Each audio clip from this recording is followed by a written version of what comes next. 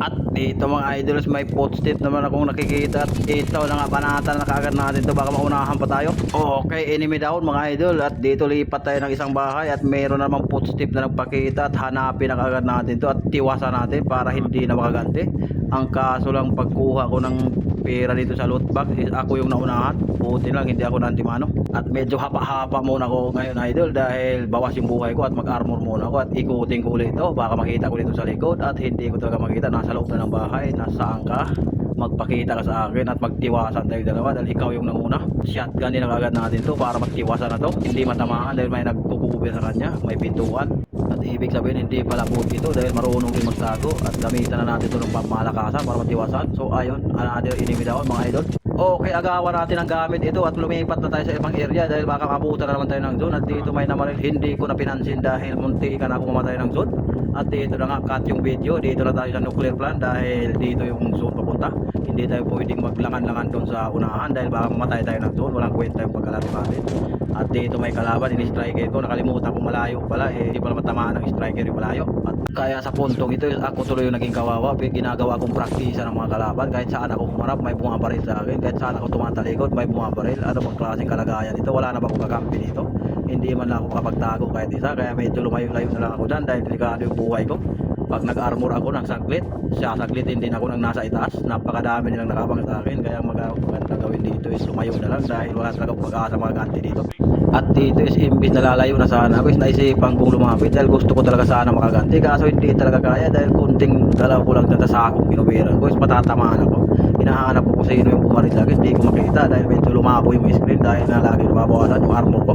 Lumalabo yung paningin, kaya ang ginagawa ko dyan, tuluyan na talaga ako lumayo dahil baka mamaya ma-deadpool na ako dyan pag hindi ko na tinuloy yung pagalis. At dito is tuluyan na akong lumayo at bumili na lang ako ng upgrade para makasigurado sa sarili ko. At dito na ako sa pinaka last zone pumunta. Post lang pa man na maraming kalaban doon is dito na ako mag-aabang sa pinakagitna. Tingnan natin kung hanggang saan yung kaya natin gawin dito. At dito mga idols, iniikot-ikot ko muna yung buong area dahil check natin kung mayroon bang mga nakaabang na mga trap or di kaya mga camper. At pero ang hinahanap ko talaga dito mga idol is yung umuusok ng pula dahil yan ang pinakakailangan ko dahil wala pa akong arsenal. At saka malasang bahagi mga idols, tinamaan pa ako ng kalaban. Pag minamalas nga naman talaga mga idols, na trap pa ako at binanatan kagad ako ng kalaban. At dito mabutin lang makabili ako ng revival coin. Ang kaso nga lang is nagkamali pa ako ng paglapag. Dito ako nakalapag sa baba. Dapat pala doon ako sa platform bumaba dahil marami palang trap dito. At dito na ako natuluyan ng tuluyan mga idols. So dito mga idols, tumatakbo ako dahil nagbabaka sakali akong may armas ang makita. Ang kaso trap yung bumungat sa akin at ayun, tinuluyan ako ng nakatrap. Pero dito mukhang babawi ako dito. Manunood na lang ako dito sa kasama ko dahil gusto ko sila makita kung paano sila tirisin ng kasama ko. So ayan na nga po mga idol, nagkakagulo dito sa taas ng platform, nagkakabarilan, shotgun versus AR. Ayun, patay ang kalaban. Nakita ko na kung paano tiniris ng kasama ko. Okay dito mga idol is lumapag na yung kasama ko dito sa bandang ibaba nung pinatayan sa akin ng mga nakatrap. Ayun na yung nakatrap, tumakbo na. Tumakbo ka na boy dahil ito na yung higanti ko sa'yo. Tumakbo ka na lang. Ayun, tinamaan na siya. Saan na ngayon yung trap na pinagmamalaki mo? Na one tap ng shotgun mga idol. Wala siyang sinabi sa kasama. At dito mga idol is gumalaw na nga po yung zone at ito last zone na. Ando na yung tatlong mga siga. Tatlo versus isa. Tingnan natin ngayon kung sino magwawagi dito. 3 versus 1. So ayun, tatlo na nga sila nagkakampir pa doon sa taas at parang naka-sniper pa yung isa o di kaya naka-SMRS dahil may umiilaw doon sa taas. So ayun, isa versus tatlo. Tingnan natin kung sino mas matimbang sa kanilang tatlo. Sa tingin ko mas marunong tong kasama ko dahil nakadapa sa bato at sila laging lantaran yung mga pwesto. So dito natin ngayon malalaman kung marunong ba talaga yun or mas marunong lang yun sila sa akin. Kaninang patayin ako dahil nakatrap sila at ako lang mag-isa, dalawa pa sila. Na-trap na nga ako, dalawa pa sila. Wala pa akong baril. Anong klaseng pangdadaya yan mga idol dahil na-trap na ako, wala pa akong baril, pinagtulungan pa ako ng dalawa. Pero dito malalaman natin kung magaling ba talaga to dahil maliit na yung zone, tatlo versus isa. Okay mga idol, tatlo versus isa. Tingnan natin kung sinong mananalo. Naka-SMR pa yata yung isa dahil may umiilaw doon sa taas. Naghagits na ng smoke. Tingnan natin kung sino magwawagi. Tatlo versus isa. Isang squad versus isa. Tingnan natin sino mananalo. Maliit na yung zone. May pausok pang nalalaman. Dito natin malalaman ngayon.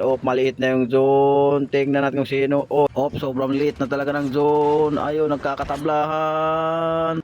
Sobrang liit na talaga ng zone. Ayun, may pang-injection yung kasama ko. Tingnan natin yung sinong mananalo. Nanalo yung kasama ko kasi may pang-injection. Sila wala. Yun ang sinapit ng mga madadaya ng tatrap.